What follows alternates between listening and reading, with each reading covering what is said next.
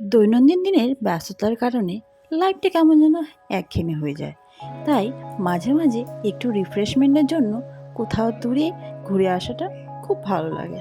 তো সেই মতে আমি এবং আমার বর বেরিয়ে পড়েছি একটা সুন্দর জায়গায় ঘুরতে যাওয়ার।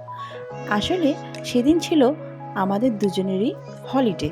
তো আমি তার আগের দিনই বলেছিলাম যে আমাকে কাল যেন কোথাও ঘুরে নিয়ে আসো। তো বর আমার, সেও খুব ঘুরতে পছন্দ করে। হ্যাঁ, সময় হয় না সেটা অন্য ব্যাপার। তো সে বলেছে ঠিক আছে চলো, তোমাকে আমি একটা জায়গায় ঘুরে নিয়ে আসবো। তো আমি সেভাবে কিছুই জানতাম না কোথায় যাচ্ছি বা লোকেশনটা কি। তো যাওয়ার পথে বর আমাকে বলেছিল চলো তোমাকে আজকে একটা সুন্দর ভিউ পয়েন্টে নিয়ে যাবো। সেটার নাম হলো তারেভি। এটা অবস্থিত সাউথ সিকিমে, মানে ধরো শিলিগুড়ি থেকে 4.5 ঘন্টার ম্যাক্সিমাম রাস্তা। তো স্কুটি নিয়ে এত দূরে যাওয়াটা একটু রিস্কি। তার উপরে রাস্তাগুলো ভীষণ অফরোডেড ছিল, মানে খুবই খারাপ। আমার একটু ভয় লেগেছিলো, আমি বলেছিলাম যে চলো যাবো না অতটা উঁচুতে, কারণ আমার ভীষণ ভয় লাগে, তার মধ্যে স্কুটি নিয়ে। বর বলেছিল তুমি চুপচাপ বসে থাকো এবং আমার উপর বিশ্বাস রাখো, আমি ঠিক তোমাকে সেই জায়গাটায় নিয়ে যাবো।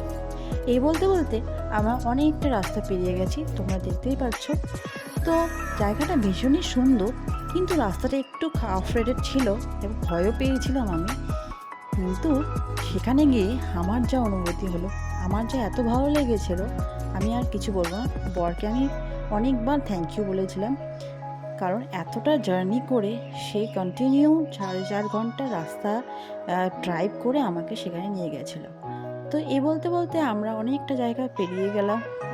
তো মাঝখানে আমরা একটু রেস্টও নিয়েছিলাম, এই যেমন এই জায়গাটা আমরা একটু দাঁড়িয়েছিলাম। তারপর কিছুক্ষণ পরে আবার আমরা রওনা দিলাম সেই জায়গার উদ্দেশ্যে। তো আশা করি তোমাদেরও খুব ভালো লাগবে, কারণ আমার তো পার্সোনালি খুব ভালো লেগেছে সেই জায়গাটা।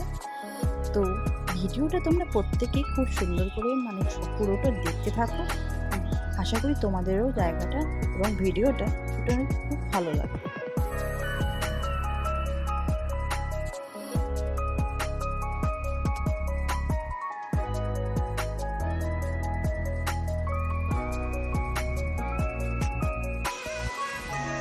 যাওয়ার পথে এক সুন্দরী দেখা, এই যে দেখতে পাচ্ছ গাছটা, এই গাছটা আমার এত ভালো লেগেছে। হট করে বরকে বললাম এই দাঁড়াও, ব্রেক করো, একজনের সঙ্গে দেখা করি। তো এই বলে বর একটু চমকে গেছিলো যে কী হলো। তারপরে নেমে আমি ফুল গাছটা দেখলাম, এতই ভালো লেগেছে, বরকে বললাম একটু ফটো তুলে দাও এবং একটু রিল করো। তারপরে এদিকে আরেকজনের সঙ্গে দেখা, এই দেখো রেড কালারের ফুলটা, এটা অনেকে অনেক নামেই চেনে। আমি তো যেটা জানি সেটা হলো লিলি, কি লিলি যেন বলে, আমি মনে নেই ঠিক। এইটা ওটা হলো রেনি লিলি অনেকে বলে। তো যাই হোক, এইটা ফুল দেখে আমার বর যে পাগল হয়ে গেছে, সে বলছে আমি এই গাছ নিয়ে যাব। তারপরে আর এক ঘন্টা আমরা যেই ভিউ পয়েন্টে পৌঁছেছি তার কিছুক্ষণ আগে বর আমার কী করেছে, তার মাথার থেকে হেলমেটটা খুলে ফেলেছে। এবার সেখানে যে ট্রাফিক গার্ড ছিল তারা দেখে ফেলেছে, ট্রাফিক পুলিশরা এসে বরকে ধরেছে, বলে যে ফাইন লাগবে। তারপরে বর বলে যে আমি তো জাস্ট এই তো সামনে গেটের থেকেই, বলে না সে তো সবাই বলে যে সামনে গেট থেকে খুলেছি, কিন্তু তুমি খুলেছো কেন? আর কি বাস, বরের মুড খারাপ হয়ে গেছে এখানে দেখো।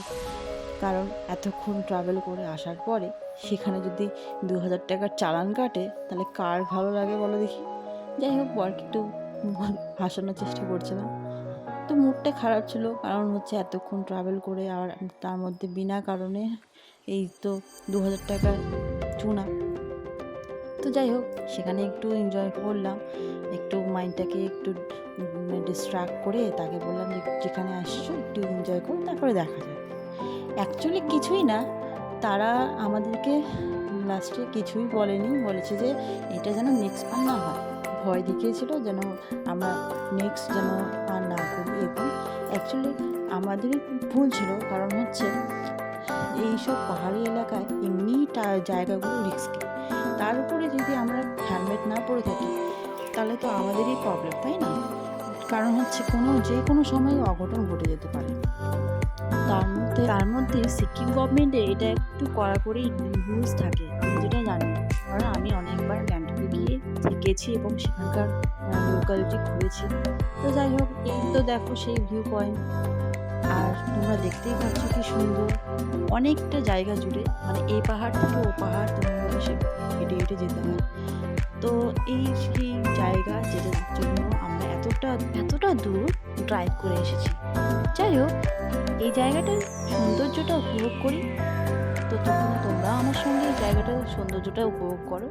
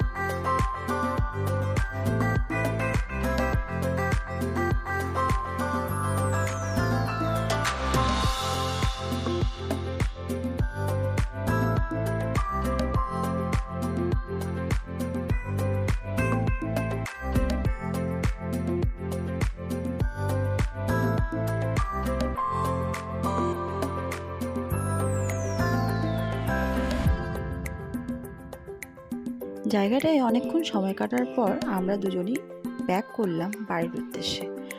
রাস্তাটা যদিও খুব খারাপ ছিল, মানে খুবই রিস্কি, তারপরেও আর কি, যখন উঠেছি এখন নামতে তো হবেই।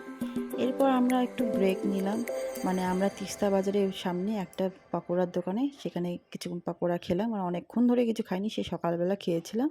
তারপর সেবকে এসে আমরা আমাদের লাঞ্চ করলাম। এটা লাঞ্চ বলবো না কি জানি না, কারণ আমরা প্রায় 6টার সময় সেবকে পৌঁছেছিলাম। সেবকে পৌঁছে সেখানে খাওয়া দাওয়াটা সেরে নিলাম।